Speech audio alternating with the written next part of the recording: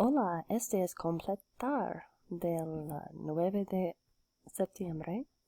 Recuerden que hay el libro que va con este programa. Puedes clicar aquí para mirar palabras con el libro, el baño, en el cuarto de baño, en inodoro, el jabón, el despertador, por ejemplo, como es, y hay todo el vocabulario de este capítulo, y también hay una lista de vocabulario y ustedes pueden escuchar otra vez. Los verbos reflexivos. Acordarse, Acordarse de. Acostarse. Afeitarse. bañarse, cepillarse el pelo, Cepillarse los dientes. despertarse, dormirse, Ducharse. enojarse, Enojarse con. irse, lavarse la cara, Lavarse las manos. levantarse, llamarse, maquillarse, Peinarse. ponerse, preocuparse, Preocuparse por. probarse, quedarse, quitarse, secarse, sentarse, sentirse, vestirse.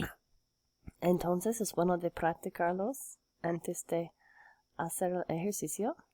Ok, completar. Complete el siguiente párrafo con los verbos adecuados de la lista.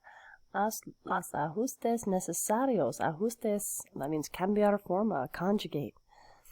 Ok, tenemos cepillarse, bañarse, despertarse, salir. Remember, salir is not reflexive, it's just to go out. Ducharse, vestirse. Mi amigo Fabio, todos los días a las 7 de la mañana. Good guess would be despertarse. Sí, so conjugate.